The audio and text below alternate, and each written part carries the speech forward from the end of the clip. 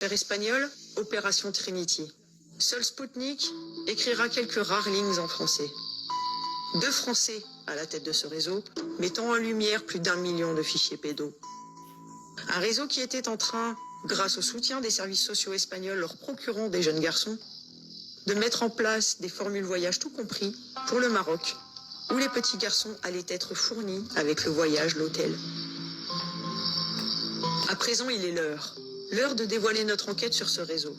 Nous avons cherché des médias, des policiers, des journalistes, prêts à nous seconder pour faire exploser l'information. Nul n'a répondu présent. Alors aujourd'hui, nous prenons ce risque, seuls et sans filet, et nous allons vous dévoiler ce que nous avons trouvé. Les réseaux ne doivent plus être protégés, et notre engagement dans ce combat nous impose de l'exposer, peu importe les risques. D'abord et brièvement, sachez que ce réseau opère depuis au moins 40 ans.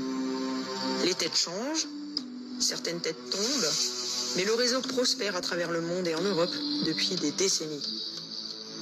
Dans les années 80, un réseau tombe aux USA, mettant en lumière le plus gros trafic pédopornographique du pays à l'époque. Les contenus pédos proviennent d'Europe. Le réseau continue et tombe à nouveau dans les années 90. Le réseau de Valence. Les têtes changent et le réseau perdure. Pour retomber une énième fois en 2016. Là, nous retrouvons plusieurs responsables.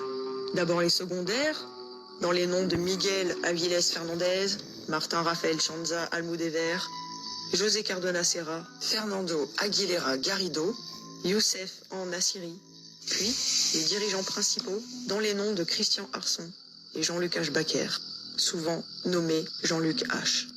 Mis en prison à titre préventif en 2016, Christian Arson et Jean-Luc H. Baker seront libérés sans la moindre raison et après 3 ans de préventive en attendant leur procès, quelques jours seulement avant de passer au tribunal. Corruption évidente et effrayante de la pédojustice espagnole. Les hommes disparaîtront dans la nature, bien évidemment. La France n'extradant pas, il y a de fortes probabilités qu'ils soient cachés parmi nous sur le sol français. Il sera dit que Interpol les recherche, mais mensonge habituel, aucun d'eux ne figure sur la liste Interpol des gens recherchés. Les infos dans les médias sont erronées, mais nous parviendrons à remonter une info capitale. Nous sommes retournés sur le passé de Jean-Luc H. Baker. Avant d'arriver en Espagne, il produisait des films porno en France. Et il travaillait pour Michel Rico et Gérard Menou. Gérard Menou, aussi connu comme le roi du porno en France à l'époque, travailla avec Daniel Messinger, premier fournisseur en matériel vidéo de Gérard Menou. Des extraits de ces dites productions furent retrouvés dans les CD-ROM de Zandvoort. Messinger était en relation avec Nioul et Dutroux et fut à l'époque inculpé pour viol sur des enfants de 8 à 12 ans. Gérard Menou, lui, était aussi en relation avec Dutroux, confession de sa propre voix. Nous avons donc Jean-Luc H. Baker à la tête d'un trafic de petits garçons pour du contenu pédopornographique en Espagne, qui travaillait avec un homme connecté directement au réseau Zandvoort et Dutroux. Ces 2 réseaux, il est important de le mentionner, ne sont en fait qu'une seule et même affaire. Dutroux ou Zandvoort, c'est la même histoire, les mêmes personnes impliquées, et là, nous avons sous la main un homme qui travaillait au tournage de films porno, révélés à l'époque comme dissimulant de la pédopornographie. Vous faites le lien ? On pourrait croire que déjà tout ceci est énorme. Pourtant, ce n'est pas tout. Loin de là. Est-il nécessaire de mentionner qu'en plus de tout cela, après plusieurs années de préventive, ils furent libérés juste avant le procès afin de pouvoir s'échapper ? De quoi avait-il peur ? Quel nom aurait-il pu donner ? Quel réseau cachait-il ? Les connexions sont rapides. Dutroux, Zandvoort, Trinity. Encore une fois, le même réseau. Nous venons de tomber sur une affaire qui n'est autre que la descendance même de Zandvoort et Dutroux réunis. Le réseau opérait caché derrière une société que les journalistes nommeront HOM. La société n'existait pas. Alors, jouant avec l'algorithme de Google, en modifiant le nom, en retirant, en ajoutant des lettres, nous trouverons le Saint Graal.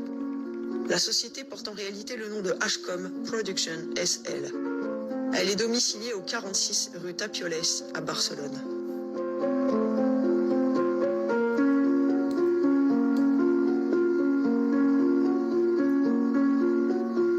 Sauf qu'à cette même adresse figure une seconde société portant le nom de Sale Adult Line Only SL. Traduisons, vente adulte seulement. Cette société appartient à Frédéric Ernest né Sanson. Une société au nom évocateur qui est domiciliée à celle de Hcom SL, dissimulant un trafic pédophile. Mais nos trouvailles ne s'arrêteront pas là. Dans les registres du commerce espagnol, nous découvrirons avec stupéfaction que Jean-Luc Ashbaker était le gérant de Sale Adult Line Only. Les deux sociétés sont donc intrinsèquement liées. Alors pourquoi il n'est pas fait mention de cette dernière, ni du nom de son propriétaire? Nous le comprendrons par la suite. Nous recherchons donc tous les Frédéric né Sanson du monde entier, précisément Frédéric Ernest né Sanson. Le deuxième prénom de cet homme vaut de l'or. Nous trouvons en France un Frédéric né Sanson. Accrochez-vous. Ce nom ne vous dit probablement rien, mais cet homme est très important. À ce stade, nous n'avions pas la preuve qu'il s'agissait du même homme, car aucun papier officiel ne mentionnait son fameux deuxième prénom. Et après des mois d'enquête, nous abandonnions l'idée de trouver cette fameuse preuve. La preuve que le Frédéric né Sanson français était bien celui portant Ernest comme second prénom. Jusqu'au jour où nous tombions sur le Saint Graal. Un vieux registre du commerce français, le seul n'ayant été modifié pour dissimuler les preuves mentionnant ce Frédéric comme portant en deuxième prénom Ernest. Il n'y a aucun autre homme portant ce nom complet. Cependant, avant de continuer, mentionnons une petite chose. Nous ne portons accusation de rien. Nous exposons les faits et le fruit de notre travail. Voici le profil de l'individu. Il eut fait campagne pour la République en marche de Macron. Il était le grand chancelier de la loge franc-maçonne Memphis Mizraïm International.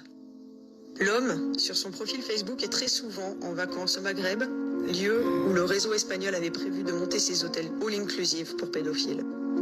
Et accrochez-vous encore. Il a une société parisienne se situant à 5 numéros de l'appartement de Jeffrey Epstein, avenue Foch. Cela fait beaucoup, beaucoup trop pour croire que tout ceci est une coïncidence. Qui était à la tête de ce réseau? Qui était le patron de Jean-Luc Ashbaker et Christophe Arson?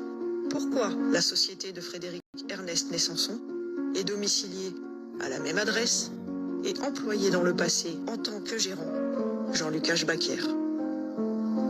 Nos conclusions: au-dessus de Jean-Luc Ashbaker se trouvait Frédéric né Sanson.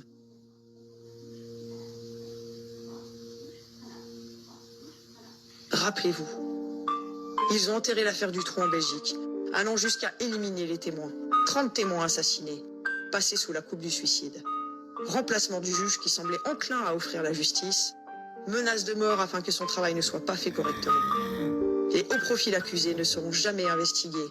Bref, un scandale judiciaire qui reste à ce jour impuni. Ils ont enterré l'affaire Zandvoort. L'homme les ayant découverts sera fortement puni. Monsieur Vervlossen, jeté en prison pour ne s'être soumis à la pression, sera jugé pédophile et décédera derrière les barreaux. Pour la justice, les victimes n'existent pas. Les parents français reconnaissant leurs enfants sur les CD-ROM recevront l'insulte que ce sont des sosies. La ministre Guigou mentira en plein direct durant le journal télévisé français, se disant prête à recevoir les CD-ROM pour les étudier, alors qu'elle les possédait depuis plus d'une année. Ils sont dans le CD-ROM que nous ne disposons pas. La justice a demandé, y compris aux journalistes, qui peuvent posséder ce CD-ROM, de les communiquer à nous. Tout le monde ment. Personne n'enquête.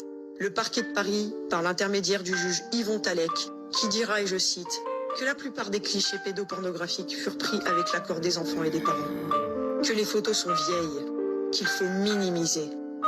Ils concluront tout cela avec Frédéric Malone, commissaire divisionnaire de la direction centrale de la police judiciaire qui, à l'époque, nous affirmera sans cligner de l'œil que les réseaux n'existent pas. Ils ont enterré l'affaire Ami de Lisa, usant d'un stratagème bien trop connu et si répétitif de l'incrimination des dénonciateurs. Ce n'est plus les réseaux qui tombent et les pédophiles qui sont jugés. Non, en France, ce sont les dénonciateurs et lanceurs d'alerte qui sont emprisonnés. Ils ont enterré l'affaire du Corral, où il est possible de retrouver toute la petite brochette pédophile de l'Élysée, Jacques Lang y compris. Monsieur Olindre, à l'époque, dénonçant que ce dernier eût sodomisé un jeune garçon handicapé, la tête dans un seau de merde, jusqu'à ce que mort s'en suive. Ils ont enterré l'affaire d'Outreau, blanchissant tous les accusés, omettant de parler du réseau similaire qui s'opérait à 2 immeubles de là, et ne préciseront jamais que certains sont retombés pour des faits similaires. Étrange pour de soi-disant innocents.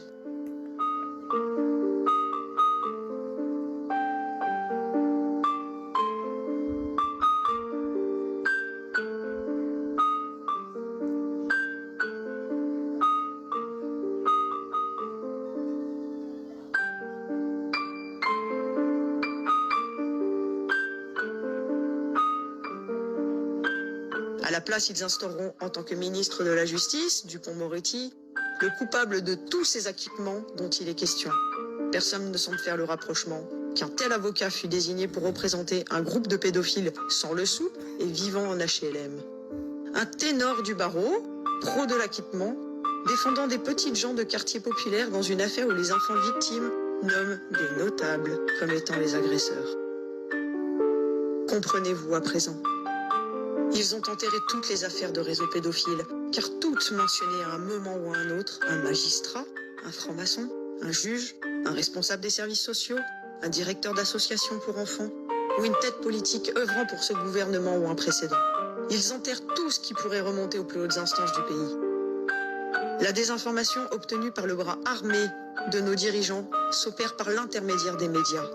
Pas un en particulier, mais tous. D'un commun accord, nul n'a autorisation de faire étalage de ces réseaux qui sont pourtant sous votre nez. Et le réseau espagnol ne fut jamais, au grand jamais mentionné dans aucun média français. Quelle conclusion en tirez-vous ?